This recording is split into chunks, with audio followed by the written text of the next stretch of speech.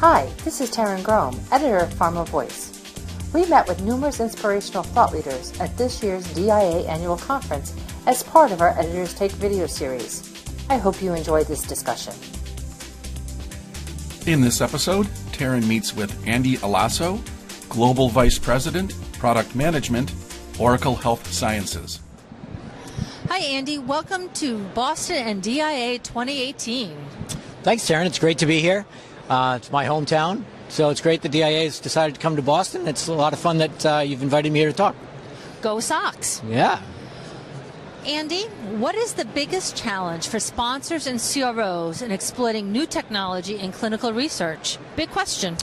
It is a big question, and it is a big challenge. And we really feel that a lot of the challenges in adopting new technology is the old technology and the processes which the old technology supports. So we like to look at, as we introduce new technologies, easier and easier ways for our clients, sponsors, and CROs to adopt that technology.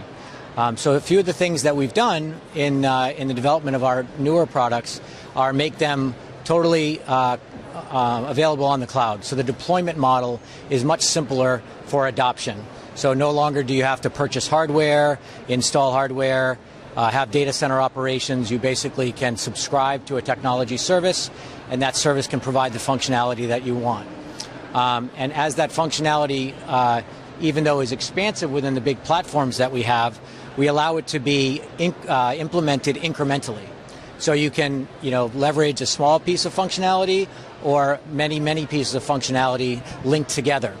And we also provide for that functionality to be integrated with old processes or old legacy systems, such that you can take advantage of the new technology without having to rip out every piece of technology that you have or every old process. So you can incrementally take advantage of all of that. That's great stuff.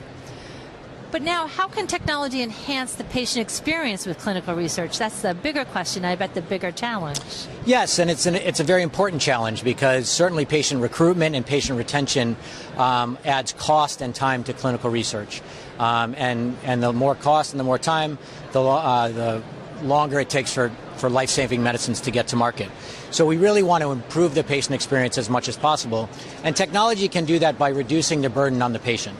So as an example, rather than having the patients have to go into a clinic or into the hospital to get data collected from them, we can give them devices that they can either wear or have at their home, and the data from those devices can come directly into the data management system, such that the patient can, in essence, be monitored from the comfort of their own home and be more apt to get us quality data, as well as less burdened and be more apt to stay within the clinical trial. We're hearing that technology is really going to be the connector going forward. What do you think the real impact of technology on clinical trials will be in the next 3 to 5 years? Well, I think the connector is a really good way to think about it, but it's a good way to think about it not only internal to a sponsor or CRO doing the clinical research, but also to the overall healthcare ecosystem. So if you think about it just from a pure clinical research perspective, technology can provide for unification in the process. So rather than one part of the process having to design and manage study information in one system and then re-enter and that same information in another system, it can be entered within a single unified platform and take advantage of across the entire clinical trial process, which makes the process itself more efficient and also brings down the cost. And then the other thing that facilitates is more unification in the data. And as the data that's collected for clinical research can then also be combined with the data that's coming in from the healthcare delivery system, overall analysis of that data, quality of that data, specificity of that data can be improved to ultimately get faster results regarding the efficacy and the safety of the clinical products under development. So what is the biggest trend you're hearing at DIA this year?